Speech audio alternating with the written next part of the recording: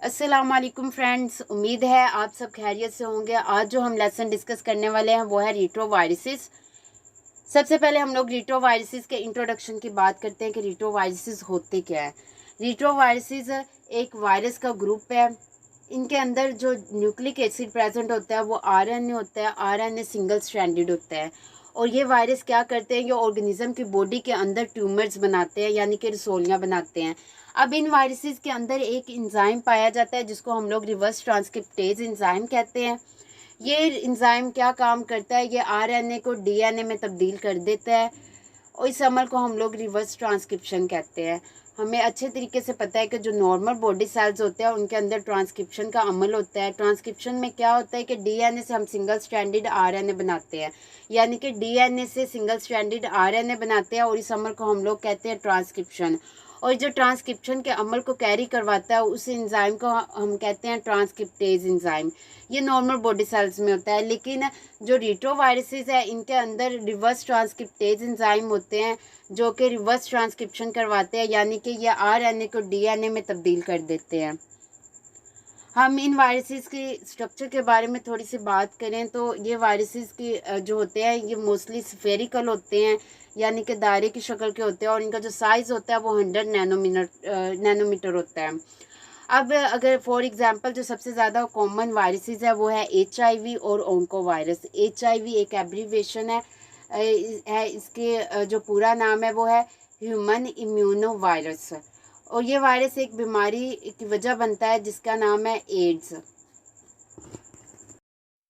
रीट्रोवायरसेस की एग्जाम्पल के बारे में हम लोग बात करते हैं, जो मैंने पीछे दो मेंशन की है। एक मैंने इसकी एग्जाम्पल एचआईवी मेंशन किया और दूसरी मैंने इसकी एग्जाम्पल ओंको वायरस मेंशन किया। सबसे पहले मैं एचआईवी की बात करती हूँ। एचआईवी क्या होता है? एचआईवी एक की एब्रीविएशन होती है ह्यूमन इम्यूनो वायरस और ये वायरस जो है एड्स की बीमारी पैदा करता है। एड्स की जो एब्रीविएशन है वो है एक्वायर्ड इम्यूनो डेफिशिएंसी सिंड्रोम। ये बीमारी की पूरी एब्रीविएशन है और ये जो वायरस होता है ये होस्ट डिपेंडेंट होता है, यानी कि ये होस्ट पे डिपेंड करता है कि कह लें कि ये जो वायरस होता है ये हर किसी ऑर्गेनिज्म के अंदर बीमारी पैदा नहीं करता।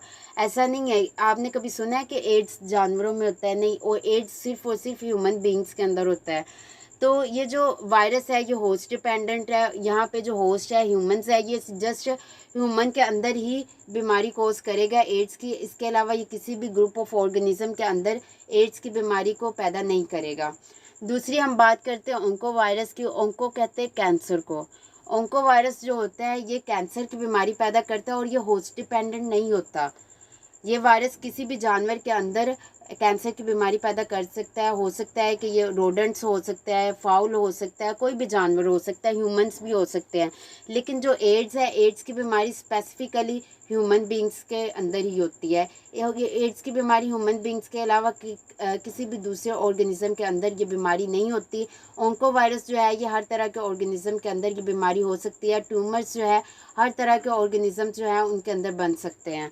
तो इसलिए जो ओंको वायरस है ये होस्ट डिपेंडेंट नहीं होता और ये जो एड्स है ये होस्ट डिपेंडेंट होता है। तो हम देखते हैं कि ये जो एड्स है ये होस्ट डिपेंडेंट क्यों है। हम नेक्स्ट स्लाइड में इसको डिस्कस करते हैं। इस स्लाइड में हम लोग थोड़ा सा एड्स के बारे में डिस्कस करेंगे। एड्स का मैंने अभी बताया कि इसकी एब्रीविएशन होती है एक्वायर्ड इम्यूनो डेफिशिएंसी सिंड्रोम और इस बीमारी की जो वजह बनता है वो एचआईवी वायरस है।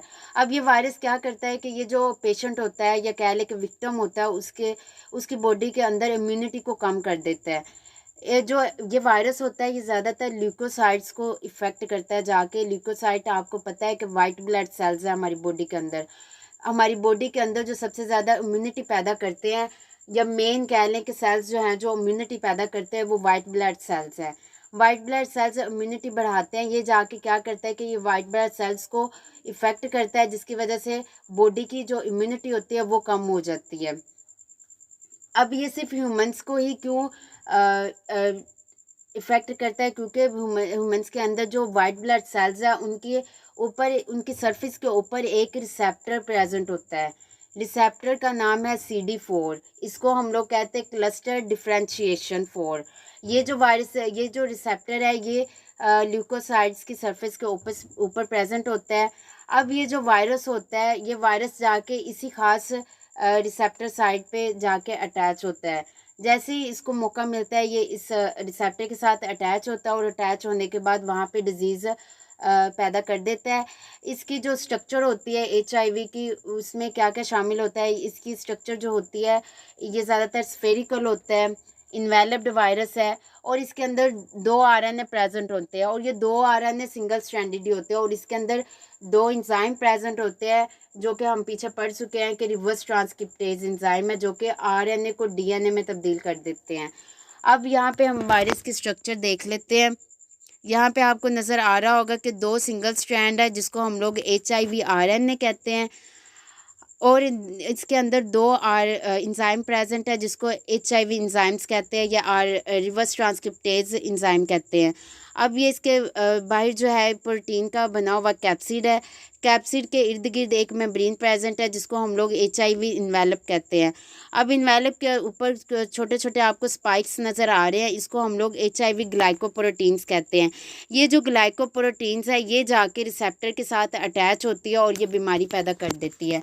अब आगे हम लोगों ने पढ़ा है कि ये जब वायरस बॉडी के अंदर चला जाता है तो ये कैसे अपने आप को मल्टीप्लाई करता है, कैसे डिजीज़ कोज करता है, ये हम पिछले लेक्चर में अच्छे तरीके से पढ़ चुके हैं इसके लाइफ साइकिल के बारे में कि वहाँ पे ये लाइसोजेनिक और लिटिक लाइफ साइकिल शो करता है। अगर आप लोगों को नहीं पता तो आप जाके वहाँ पे मेरे प्रीवियस लेक्चर देख सकते हैं। अब ये जब ये वायरस रिसेप्टर के साथ CD4 रिसेप्टर के साथ अटैच हो जाता है, ये अब मैं दोबारा रिपीट करती चलूँ कि ये CD4 रिसेप्टर जो है ये ल्यूकोसाइट्स की सरफेस के ऊपर प्रेजेंट होता है। जब ये वायरस रिसेप्टर के साथ अटैच हो जाता है तो फिर या तो ये लाइसोजेनिक साइकिल स्टार्ट करवाता है या फिर ये लिटिक साइकिल स्टार्ट करवाता है और अब इसी तरीके से अपने नंबर को मल्टीप्लाई करता है और मल्टीप्लाई करने के बाद ये फिर क्या करता है, ये बॉडी के अंदर डिजीज़ को पैदा कर देता है। मुझे उम्मीद है कि आपको ये लेक्चर अच्छे तरीके से समझ आ गया होगा। अगर कोई भी आपको कन्फ्यूजन है या कोई भी क्वेश्चन है तो आप नीचे कमेंट बॉक्स में पूछ सकते हैं। नेक्स्ट लेक्चर में हम लोग HIV इसकी स्ट्रक्चर के बारे में बात करेंगे डिटेल से और इसके लाइफ साइकिल के बारे में बात करेंगे। अभी के लिए मुझे इजाज़त दें। मेरे चैनल को सब्सक्राइब करें, मेरी वीडियोज़ को लाइक करें और शेयर करें। Thank you.